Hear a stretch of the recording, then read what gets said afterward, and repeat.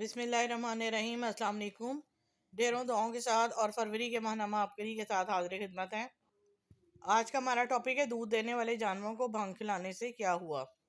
محترم حضرت حکیم صاحب السلام علیکم۔ آبکری میں آنے والے نسخے میں بھی نسخہ جات بہت ہی کمال ہوتے ہیں اور شفا یاب ہوتے ہیں۔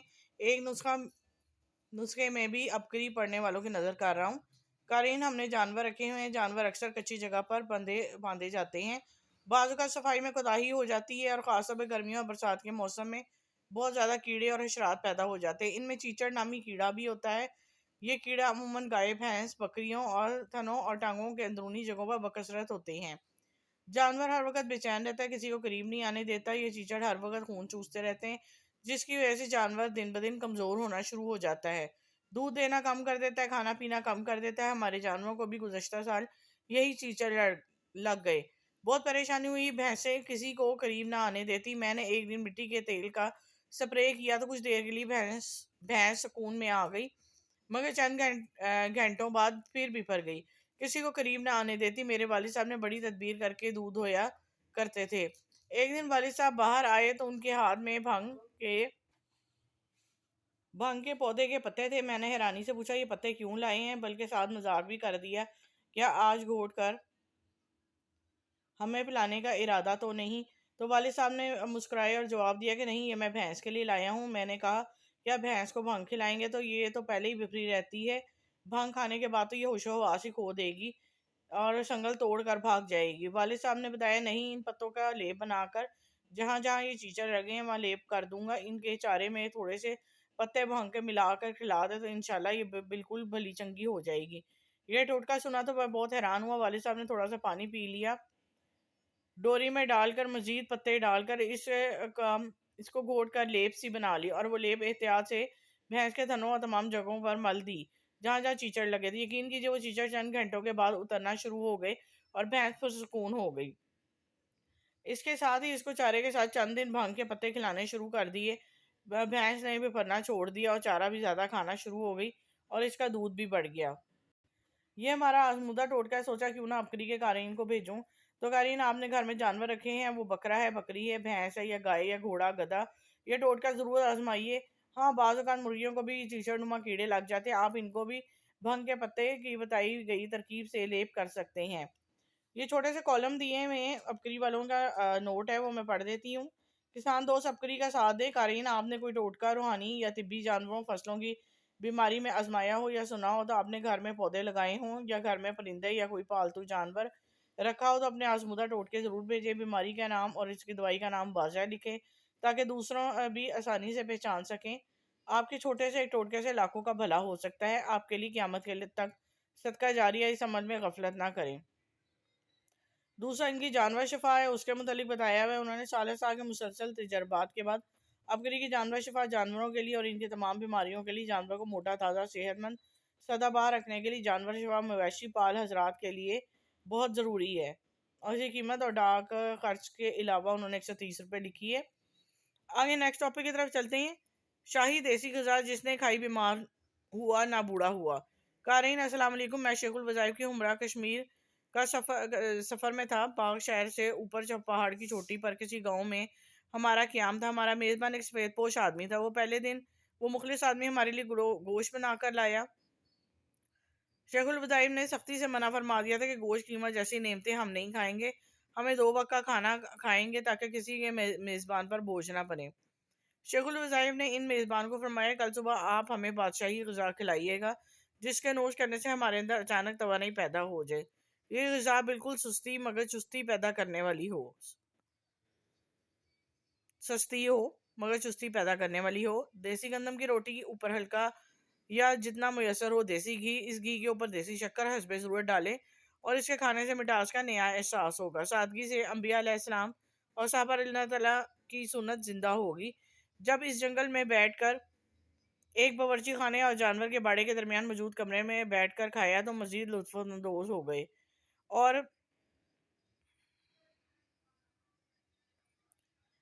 اپنے آپ کو ایک روٹی گھی شکر کے کھانے سے نئی جان جسم میں داخل ہونے کی کیفیت دیکھی۔ دیسی گھی حیرت انگیز طور پر بہت سی بیماریوں سے نجات دلانے کا سبب ہے۔ دیسی گھی بے حد مقوی دماغ چیز ہے نسیان، ضعف دماغ اور نظر کی کمزوری، اور اس کے غذا کے استعمال سے یہ بیماریاں جاتی رہتی ہیں۔ البتہ اس کے اندر کنس یا آدھا پاؤ لے کر اسے ہلکا تھوڑا سا کوٹ کر ڈالیں، ہلکی آنچ پر پکائیں۔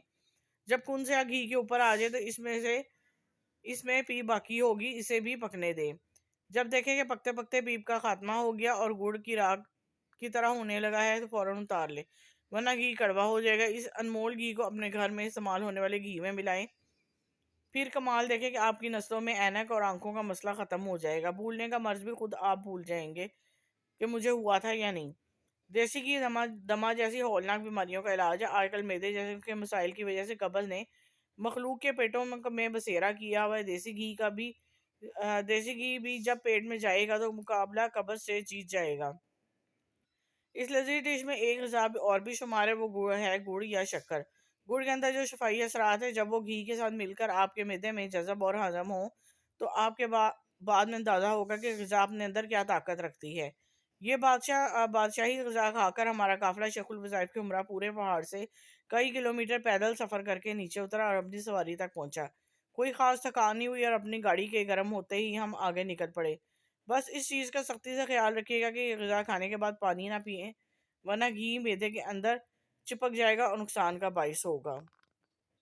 نیکسٹ پیج کی طرف آتے ہیں، اس کا ٹاپک ہے لاکھوں کے آزمودہ ٹوٹکے بالکل مفت۔ تسبیح خانے میں آئے احباب کے بتائے ہوئے آزمودہ ٹوٹکے عبقری قارئین کے نام۔ تسبیح خانے میں آئے ہوئے احباب نے اپنے آزمودہ ٹوٹکے مخلوق خدا کے لیے بتائیے، آپ بھی آزمائیے اور ان کو سخیوں کو دعائیں دیں۔ پراسٹیٹ کا علاج۔ پراسٹیٹ کے لیے کباب چینی 100 گرام، پھٹکڑی 10 گرام، بریاں نہ ہو، کچی ہو، باریک پیس کر کیپسول میں یا چوتھائی چمچ دن میں 2-3 بار استعمال کریں۔ اس سے 10-12 آدمی ٹھیک ہوئے، ان میں خود ایک بہت بڑا ڈاکٹر بھی تھا۔ مہروں اور جوڑوں کا درد۔ والد کے مہروں اور جوڑوں میں درد تھا۔ آدھی چمچ میتھرے اور آدھی چمچ پسی ہوئی چینی لے کر اس کے اوپر چسکی دودھ پیتے تھے، جس سے مہروں، کمر اور جوڑوں کا درد ختم ہو گیا۔ تانبے سے گھٹنوں کے درد کا علاج۔ میں نے 20 روپے کا دہی اور تانبے کی تار آدھے بازو کی برابر لی۔ تار کو گول کر کے دہی کے اندر 12 گھنٹے کے لیے بھگو دیا، یعنی شام کو بھگوئی، صبح وہی دہی 5-7 یا اجوا کھجوریں ساتھ ملا کر کھا لیا۔ چند ہفتے بعد یہی عمل کرتا رہا، جس سے اب میرے گھٹنوں کا درد جاتا رہا۔ اب میں سیڑھیاں بغیر سہارے کے بھی چڑھ سکتا ہوں اور پاؤں کے بل بھی بیٹھ سکتا ہوں۔ یہ سب تانبے کا کمال ہے۔ ایک اور بات یاد رکھیں کہ میں نے ایک دن تانبے کے تار دہی میں 30 گھنٹے بھگو کر رکھی اور جب دہی استعمال کیا تو مجھے گھبراہٹ محسوس ہوئی اور فوراً الٹی ہو گئی۔ اس لیے زیادہ دیر تک تانبے کی تار دہی میں نہ بھگوئے۔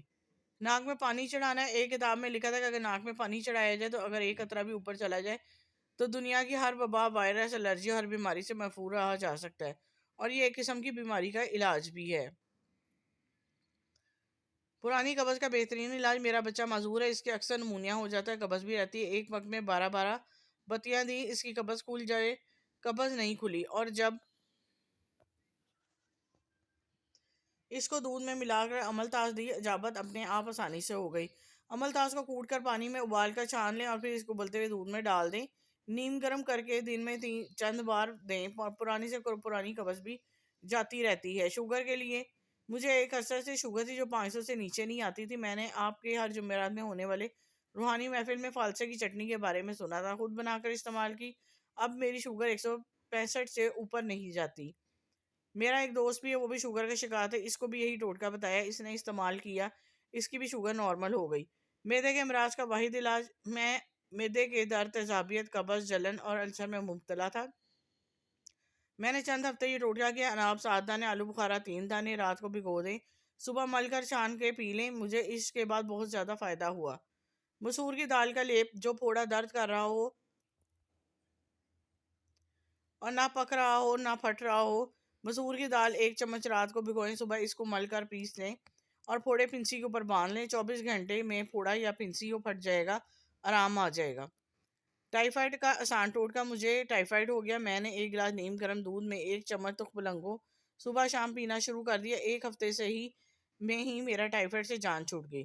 معدے کے جملہ امراض کے لیے، معدے کے جملہ امراض اور گلے کے ٹونسلز کے لیے نسخے میں نے آزمایا اور مفید پایا۔ ہلدی، ملٹھی، سونف برابر وزن لے کر آدھا ایک چمچ طبیعت کے مطابق دن میں 2-3 بار استعمال کریں، انشاءاللہ افاقہ ہوگا۔ آگے نیکسٹ اور تھوڑے سے ٹوٹکے۔ اپینڈکس کا فوری علاج۔ اپینڈکس سے نجات کے لیے کوڑ دمر کا 1 چمچ لے کر اس میں 2 سے 2.5 پیالی قہوہ تیار کریں اور متاثرہ مریض کو پلائیں۔ پہلی خوراک سے افاقہ ہونا شروع ہو جائے گا، چند ہفتوں میں اپینڈکس ٹھیک ہو جائے گی۔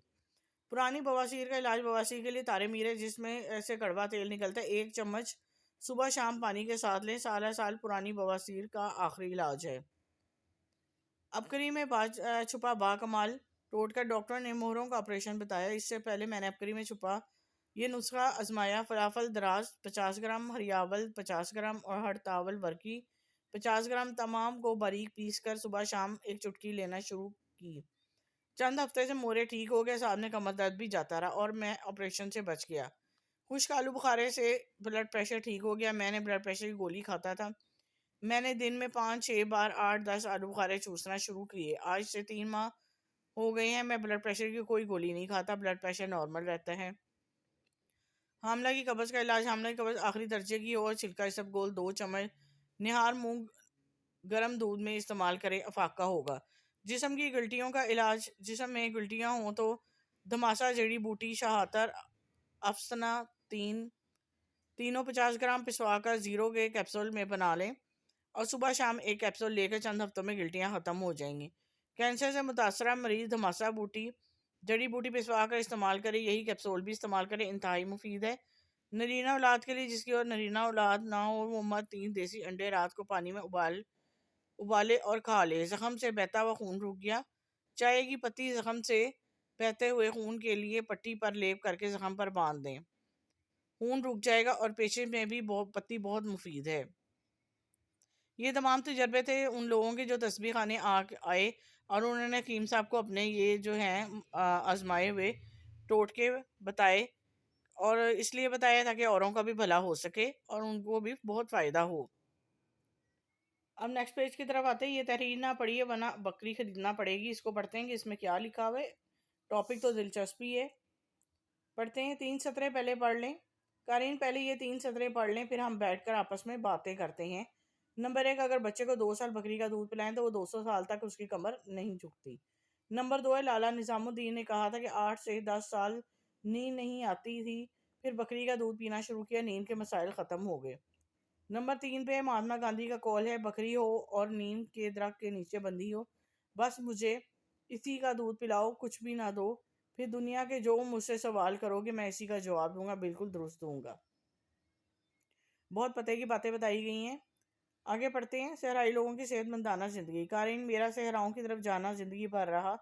صحرائی لوگوں کی یادداشت، ذہنی قوت، اعصابی طاقت اور جسمانی طاقت اتنی باکمال، بے مثال کہ عقل انسانی حیران رہ جائے، اور صحرائی لوگ اپنی ان قوتوں کے مضبوط ہونے کی مثال بن گئے۔ بکریاں ان کی زندگی میں ہمیشہ سے ساتھ رہی ہیں، دودھ دیتی ہیں، گائے بھی، اور بکری کے دودھ جسے سب سے زیادہ ہمارے نبی صلی اللہ علیہ وسلم نے پسند کیا۔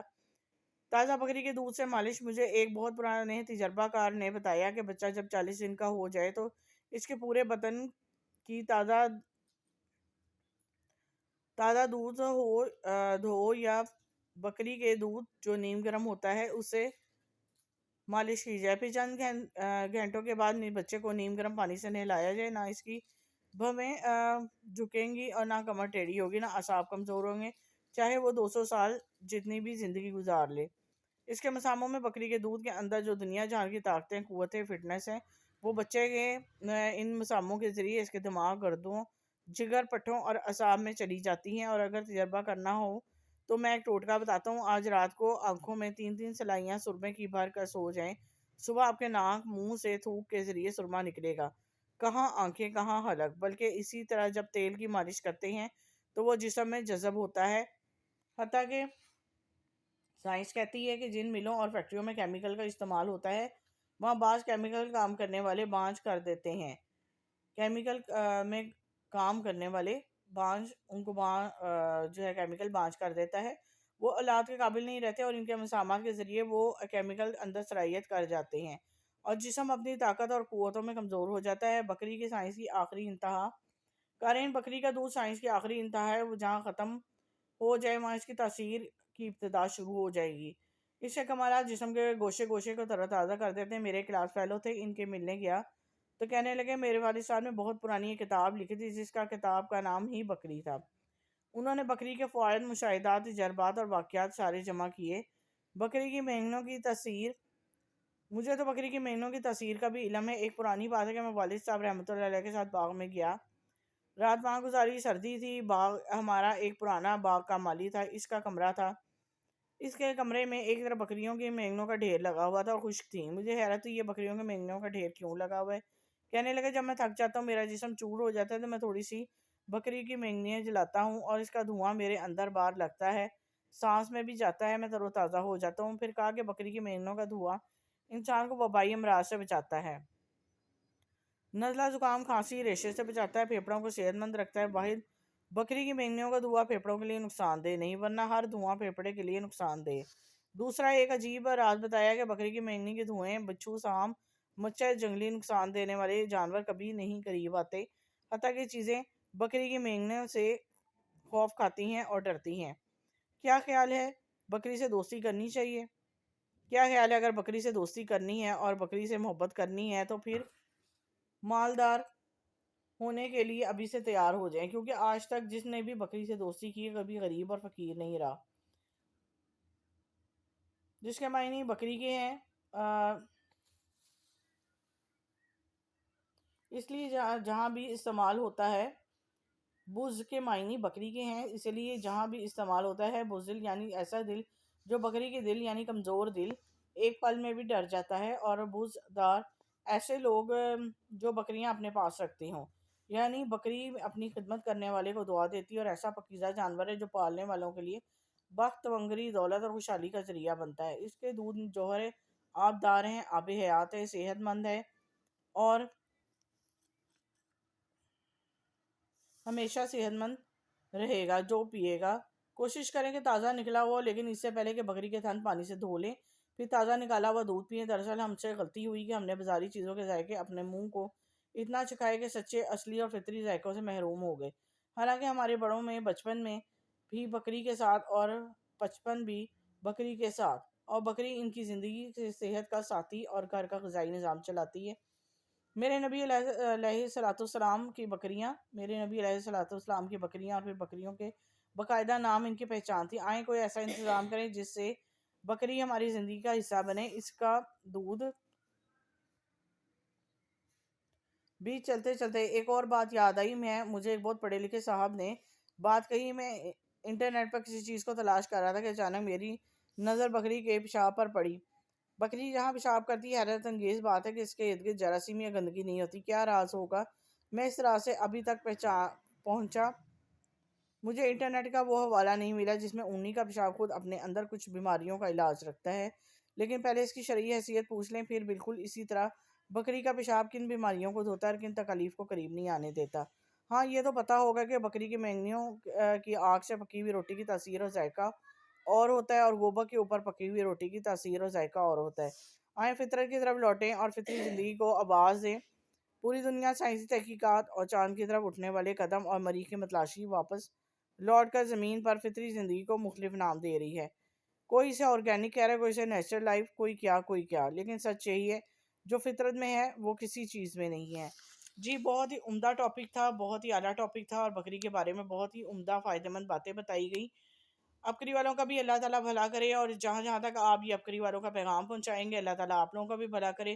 صدقہ جاریہ کے طور پہ میرے چینل کو سبسکرائب بھی کریں، اور جو ہے اس کو شیئر بھی ضرور کر دیا کریں ویڈیو کو، تاکہ اوروں کو بھی اتنا ہی فائدہ ہو جتنا ہم سب کو سن کے ہوتا ہے۔ اب تک کے لیے اجازت دے، دعاؤں میں یاد رکھے گا۔ اللہ حافظ۔